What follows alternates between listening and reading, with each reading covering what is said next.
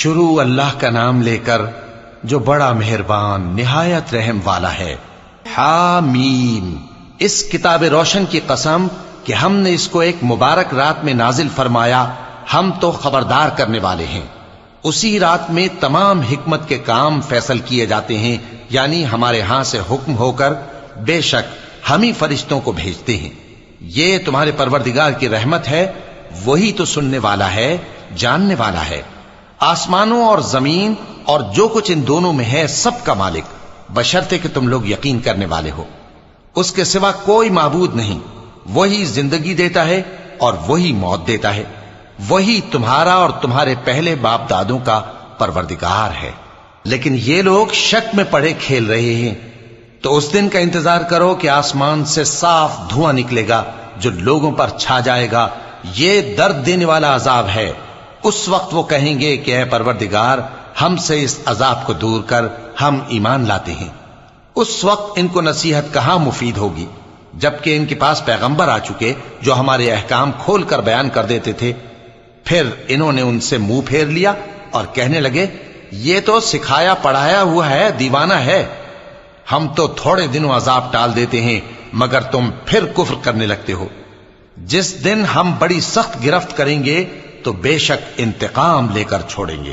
اور ان سے پہلے ہم نے قوم فرعون کی آزمائش کی، اور ان کے پاس ایک عالی قدر پیغمبر آئے جنہوں نے یہ کہا کہ اللہ کے بندوں یعنی بنی اسرائیل کو میرے حوالے کر دو، میں تمہارا امانت دار پیغمبر ہوں، اور اللہ کے سامنے سرکشی نہ کرو، میں تمہارے پاس کھلی دلیل لے کر آیا ہوں، اور اس بات سے کہ تم مجھے سنگسار کرو، میں اپنے اور تمہارے پروردگار کی پناہ لے چکا ہوں، اور اگر مجھ پر ایمان نہیں لاتے تو مجھ سے الگ ہو جاؤ۔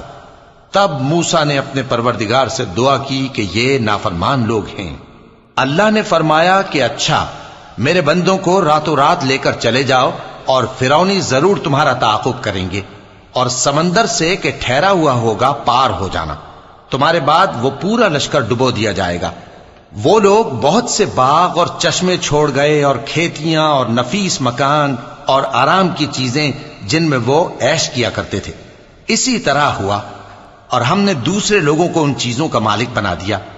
پھر ان پر نہ تو آسمان اور زمین کو رونا آیا، اور نہ ان کو مہلت ہی دی گئی، اور ہم نے بنی اسرائیل کو ذلت کے عذاب سے نجات دی، یعنی فرعون سے، بے شک وہ سرکش اور حد سے نکلا ہوا تھا، اور ہم نے بنی اسرائیل کو اہل عالم میں سے علم کی بنیاد پر چنا تھا، اور ان کو ایسی نشانیاں دی تھیں جن میں کھلی آزمائش تھی۔ یہ لوگ یہ کہتے ہیں کہ ہمیں صرف پہلی دفعہ یعنی ایک بار مرنا ہے اور پھر اٹھنا نہیں، پس اگر تم سچے ہو تو ہمارے باپ دادا کو زندہ کر لاؤ۔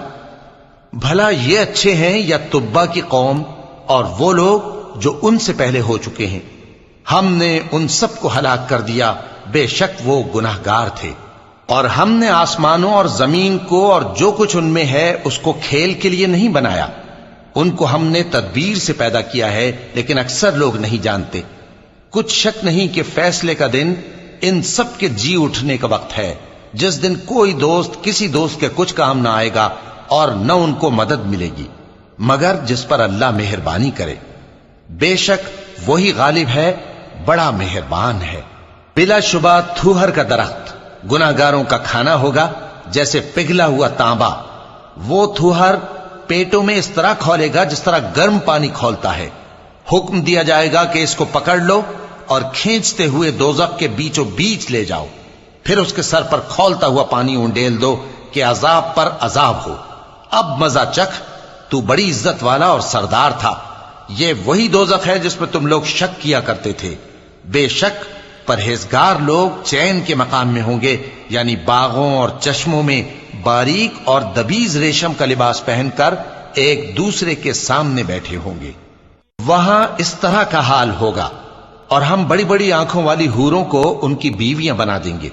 وہاں امن و اطمینان سے ہر قسم کے میوے منگائیں گے اور کھائیں گے، اور پہلی دفعہ کے مرنے کے علاوہ موت کا مزہ پھر نہیں چکھیں گے، اور اللہ ان کو دوزخ کے عذاب سے بچا لے گا۔